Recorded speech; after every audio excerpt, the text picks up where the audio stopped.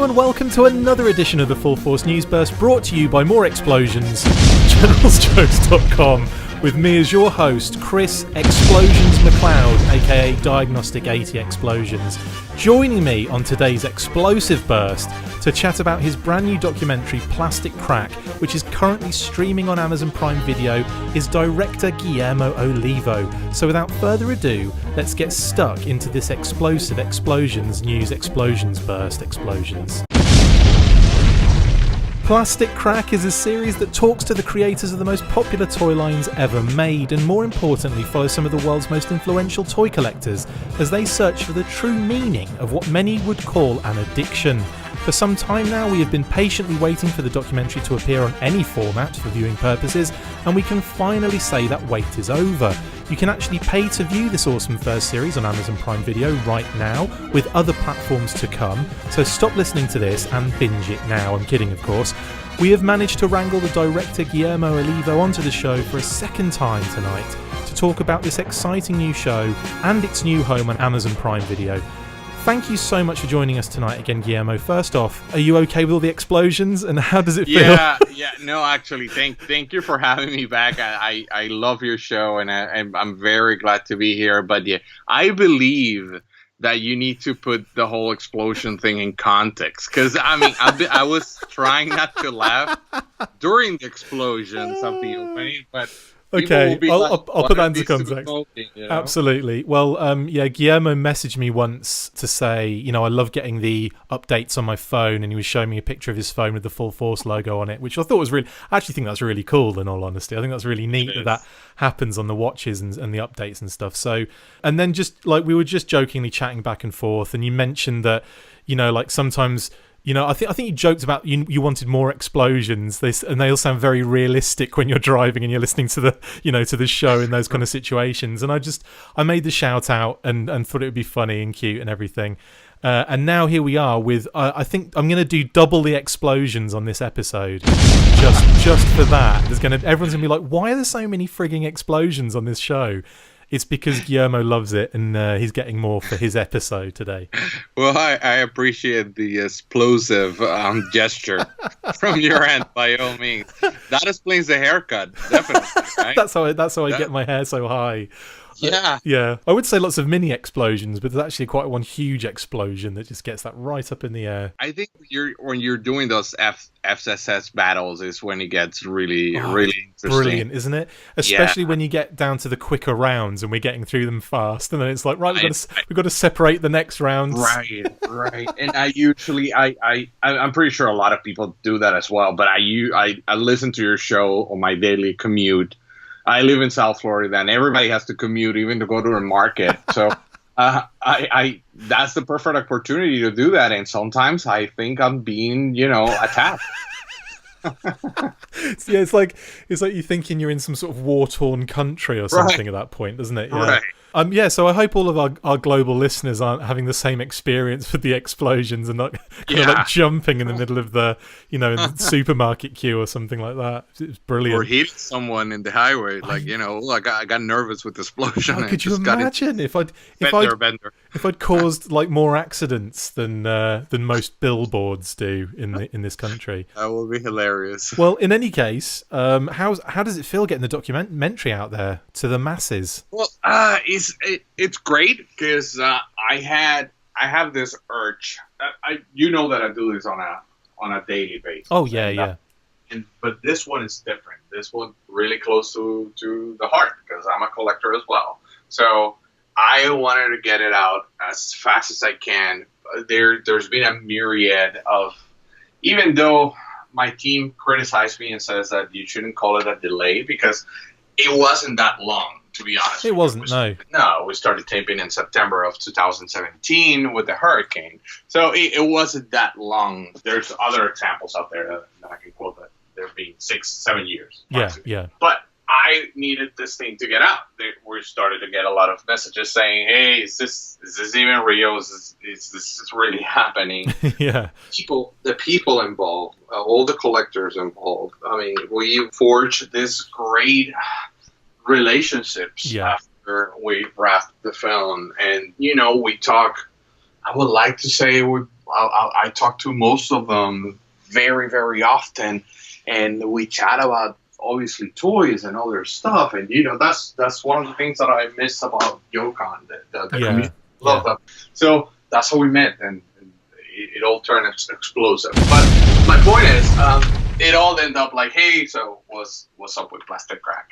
So part of the delay is I was trying to align a multi-platform launch of the series. Sure. Because we're not exclusive to Amazon. We're hold on. Let me look at we team up. That's how I was told that I should be phrasing this. We team up with Amazon for the soft launch. And we're very grateful. Amazon has been super open and super nice about it, and super receptive with the series from the get-go. And that's hence why they're the first one to get it out. Because basically there was no issues with Amazon. Amazon was just a fluent, smooth operation from the get-go. Yeah. But I wanted it to have the series available in other territories, like Canada, Australia. I made a commitment to Brazil. I made a personal commitment with some collectors in Argentina to have it out there. So I was trying to avoid what we're currently dealing with, because now we're getting a lot of messages saying, hey, what about us? Yeah. I'm so sorry about that. I didn't want that, but there was a lot of pressure to get this out, and that's why I call it a soft launch. Sure. We're super thankful with Amazon opening the doors from the get-go, and the other ones are doing great. It's just this takes time. Yeah. It's just a process that it takes time. But I mean, obviously, I suppose that is still a relief to at least get it out there for those people that were maybe kind of, not really sure if we were going to see this at all in any way, shape, or form. That's what I thought throughout the day. But now reading, I just got back and I just receive all the forwards because they send it to me so I can watch each one of them. And now I'm getting to see, like, what about Canada and what about Australia? Yeah. So I don't know. The anxiety is kicking back in.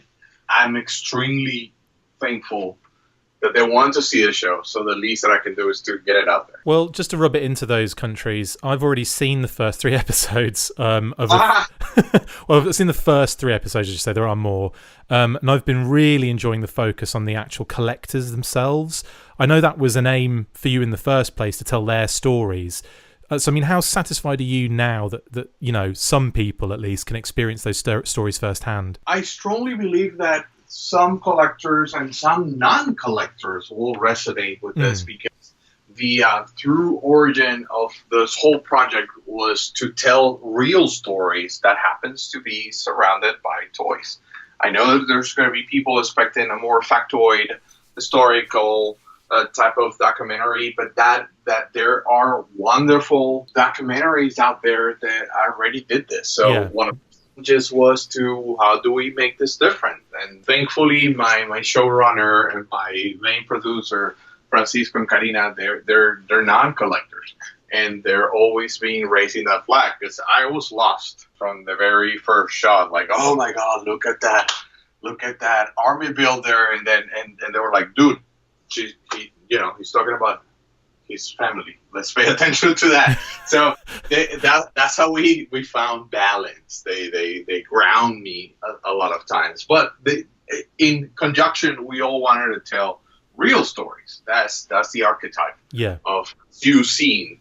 That's the archetype of what we're trying to say. And it's kind of weird because we name it Plastic Crack. So up front, we're saying, hey, this might be an addiction, but it might not. I mean, we're also trying to kill myth. Yeah. We're not a bunch of weirdos hiding in a basement, surrounded with toys. We have fun.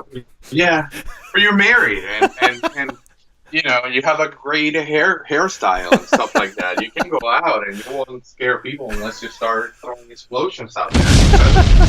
It's safer for everyone that I am a hermit covered in toys. Absolutely. I don't want to give too much away for the viewers and listeners who haven't seen the show yet, but there is a real sense of life around the collecting as well. I mean, Was that something you intended to highlight from the beginning? Was that an intention of yours?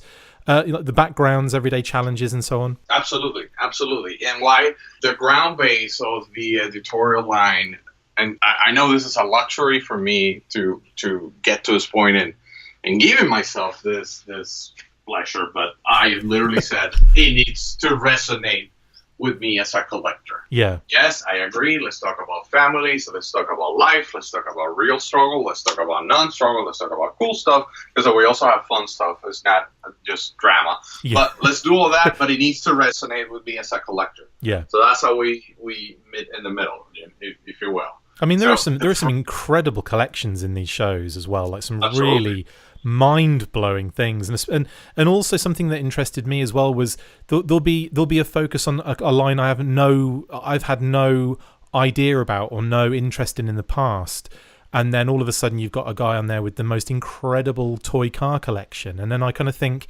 wow, that the way he's collected that and the way it looks, this is unreal. Mm-hmm. I find that amazing because, for example, it's simple things like, oh, look how he is displaying cars. I can do that with my Joes. Exactly. I can apply to that. And at the end of the day, we stopped growing up. We are somehow stuck in that kindergarten age of our lives that brings the warm, fuzzy feelings back. And but we're all into different type of stuff. Some kids play with cars. Some kids play with action figures. Some action figures are riding ponies. So the fact that we can interchange and interact with other collectors from other areas, that was a real nice challenge that we set ourselves to achieve. And I want to believe that we somehow got it. I share a private viewing as well with a friend called Jenny. She's a huge My Little Pony collector, and she was digging the non-My Little Pony stuff from the episodes. And I'm like, yes, I did it. That's what I wanted. That's what I wanted to hear. Well, that's what I mean. Exactly what I wanted to hear. When you asked me for some feedback on initially seeing those episodes, my things were, I love that guy's car collection. Can you tell me his name actually, Guillermo, so I can actually credit him? Sergio Goldberg. He's from Argentina. Yeah. He's 2 times Guinness World Records holder due to his collection. And but besides that, the guy is an amazing person, and his comments are dead on point. And one of the must have that everyone that we tape needed to have was you needed to be 120% passionate about your stuff. Oh yeah. And he dies for his car. He literally wakes up and he kisses one of those cars every morning before he kisses his wife. And he literally, and I love that. I respect that. I admire that passion for. I can't kiss any of my stuff. It's covered in dust all the time. Oh man. No, I must admit, I love that element. Sergio's collection is just unreal. I thought it was brilliant, and I love that section. But then, seeing people that I know, like Tony, Lynn, and Robert Maxwell Barbieri, and those kind of guys on there, and knowing of like Irving and Justice Curry and all those guys too. Like, it was really cool to see them on there, and then also collectors that I've never had the pleasure of even meeting or seeing on, because you cross paths with a lot of people in this kind of, toy arena, call it an industry if you must, but like in this kind of life, you tend to like, especially if you like a lot of different toy lines, you tend to like meet pretty much everyone who's involved, who is out there in a social, setting.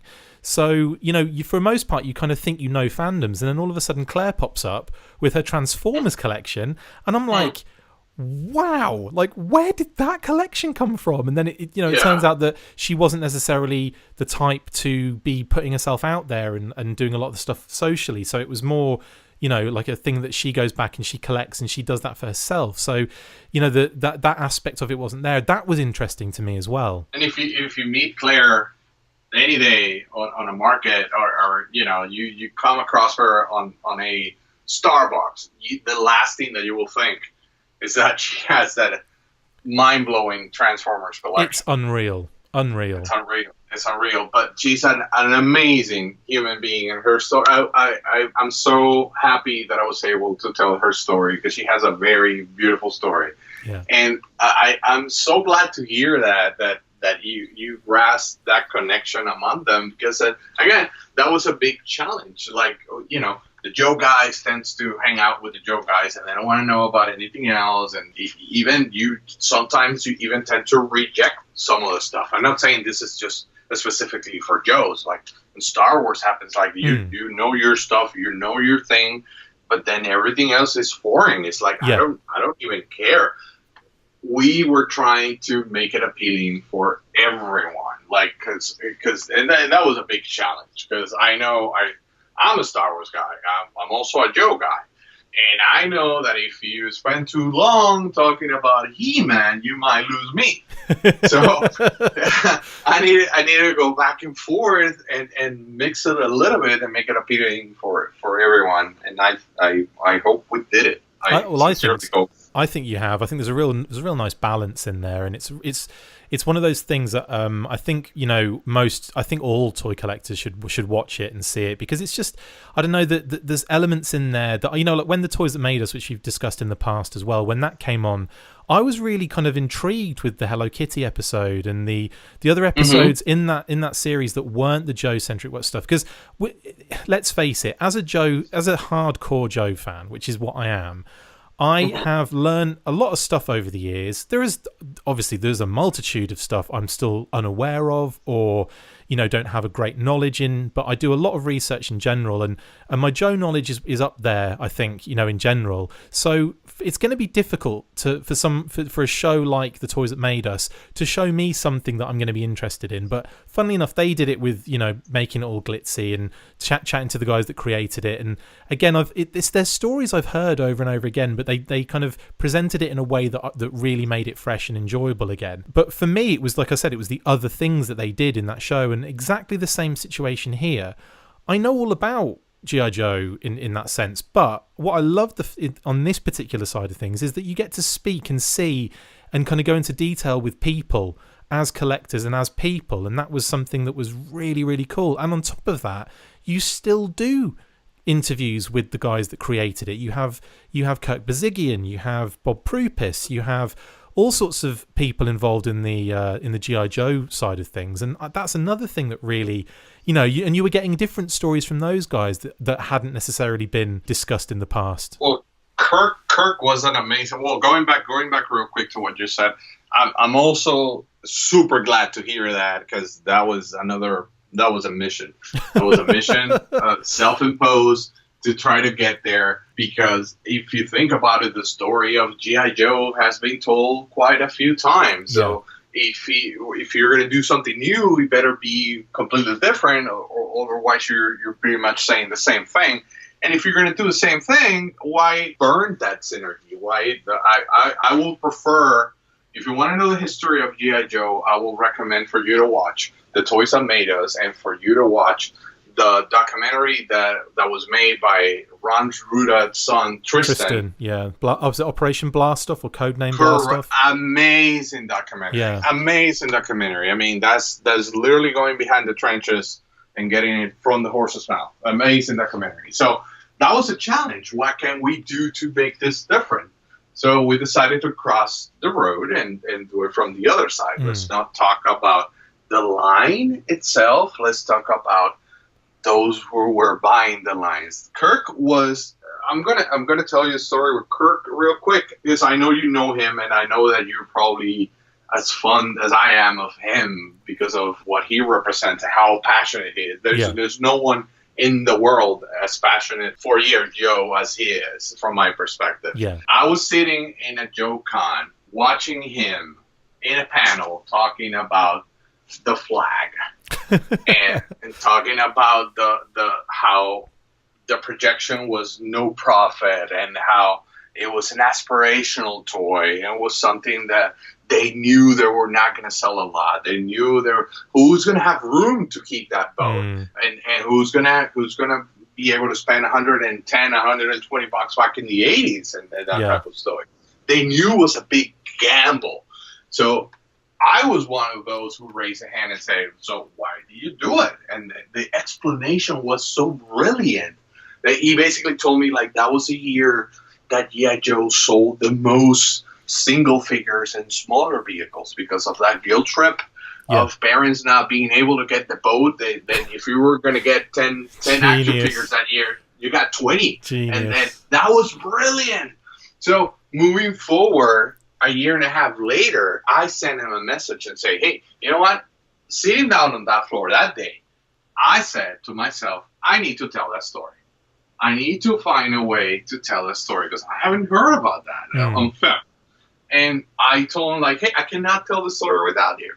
And, well, you know, I don't know if everybody knows, but those that have interacted with him, he's a sweet guy. Yeah. He basically said, "Yeah, come on over." Oh, yeah, he's really open to that kind of stuff. Super open, and an amazing person. His daughter was sick that day. I mean, there was a myriad of stuff going on, and we made it, and we had a blast. But at the end of the day, he told me something that I'm very, very proud of. He told me, he said, "You asked me questions today, young man, that no one ever had before." Brilliant. And I was so pleased because he's used to, what was the inspiration behind Shipwreck, his long sleeve shirt? And he knows the whole thing by memory. If you ask Ron Rudat, he will prompt you to go and ask Kirk. That was literally the point. He was like, "I don't remember any of that. Go and ask Kirk. He remembers the whole thing." I was not asking those questions. So he started saying, like, "What's going on here? What are we really doing here?" Even though that he knew that we were doing a documentary about the collectors and he was super open, but he was surprised and actually glad to address some of those questions. Sure. Same thing with Bob Purpose. Bob Purpose stopped me halfway through and said, "I thought this was going to be about marketing." Brilliant. Why are you asking me? And Bob was an amazing interview too. I was so proud of being able to achieve that because I feel that he hasn't received the proper credit. True. And he was essential in the the revamp of G.I. Joe. He was essential. Absolutely. In that. Absolutely. And those are some of my favorite parts in your documentary as well. And especially when, you kind of showed Kirk the video of the other collector who, and again, I don't want to give anything away. I won't give anything away. But, that was just, there's a really heartwarming moment in there. So I won't give anything away. That's why I said other collector. So enjoy that, guys. I mean, so let's talk about some of the kind of structural elements, some of the boring stuff, like how many episodes are there, how long are they, and also how long do you think before the show is added to other platforms, and will they be pay to view as well? All right, one at a time. The episodes are going to be an average of 40 to 45 minutes. Yeah. There's I think 2 or 3 that are just a little bit below 40, but they're mostly range around 40 to 42. Cool. Which is a TV format. This is how we've been packaging stuff for the last 15 years. Because on television, an hour show is actually 42 minutes. If you, I thought it was less. I thought it was a lot less considering the amount of adverts that get stuck in there. Due to the commercials, it's a 6-minute show in an hour block. An hour block, correct. So they ended up by nature. They were going to end up like that because that's how we know that's how we cut. So we're going to have 3 seasons confirmed. Awesome. We're going to have 3 seasons already. That sorts my last question out. Perfect. We're going to have 3 seasons. Each season is going to have 4 episodes. Brilliant. The new I'm trying to circle back on your question. Sorry. The additional platforms that are in the works. They're very advanced in the work. That's why I was holding up on Amazon because meaning we're really, really close to be able to disclose that. They're going to be short. I mean, regrettably, I cannot create a false expectation. Wouldn't be proper. And there's things that I cannot disclose at this time. But they're coming. They're US based stream networks, but they also have a different type of global reach. Brilliant. If you will. Yeah. So you're going to be able to use those platforms here in the States, but also in Canada and also in Mexico and stuff like that. Awesome. I think that's the right way to go, though, as get it out to as many possible countries as humanly possible on that front. Absolutely, and that's another angle where we're going to get to explore in the second season, which you haven't seen. It's the international market. So you're doing a UK one, I'm guessing. So do you want me to get the flights booked now, or? Yeah, from Colorado, right? Well, like I said, I mean, this go back. I guess I already digested the archetype, and now I can't get away from it. Like we were talking the other day, you and I, we were not talking about Action Force or the last 12 we were talking that you met your wife in a Joe convention. Yeah. That she cosplays as G.I. Joe characters. And that's what I was aiming for. That's what I wanted to hear from you. Yeah. So I literally did that on the set in every single interview. I was like, no, don't tell me about your Death Star in the back, which happens to be the actual Death Star. Yeah. It was used on the film. Gus Lopez was so much fun to do that interview and to visit that museum. I don't think he calls it a house, but that's actually a museum. Oh, totally.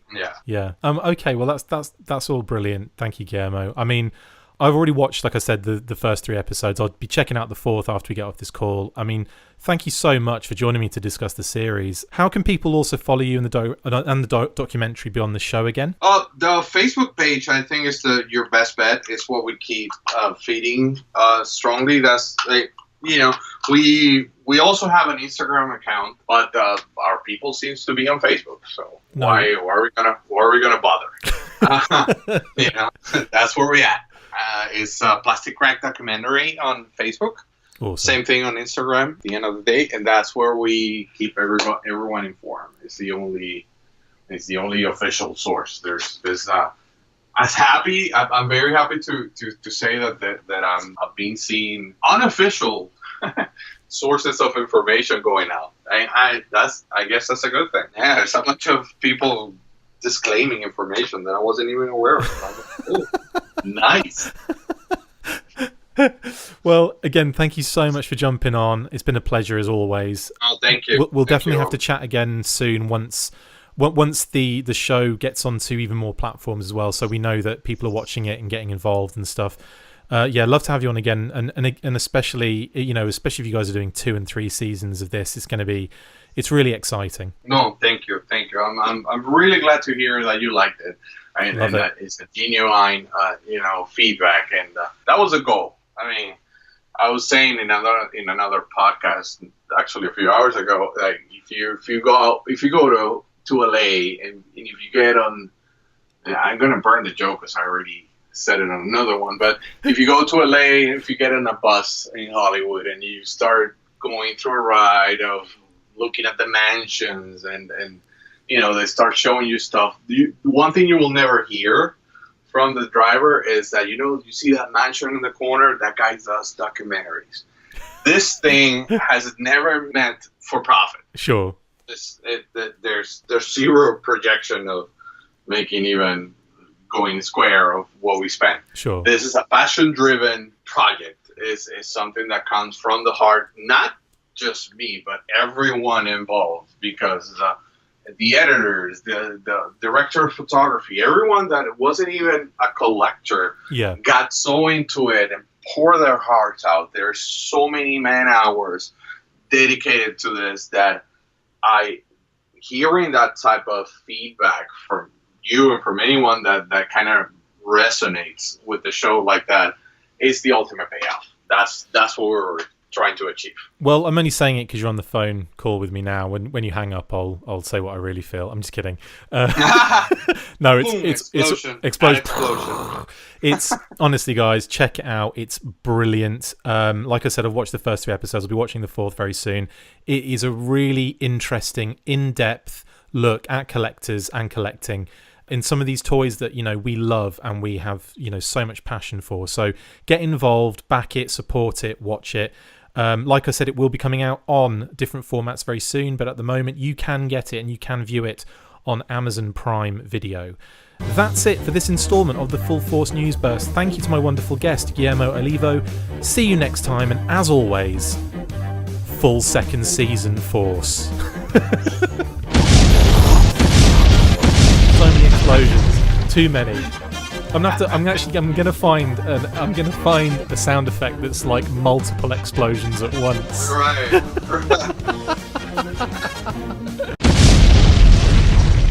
Make sure you get involved with the discussion by liking, sharing and commenting on these videos, and as always you can keep up with the show after listening by following on Twitter @TheFullForce, liking the Facebook page facebook.com/TheFullForce, and if you would like to contact the show you can message us on either of these platforms with feedback, questions or to say, who do you think you are? A serious operation now? No, not even close. Look out for more of these news bursts that we are posting on the Facebook page from now on. Full Force.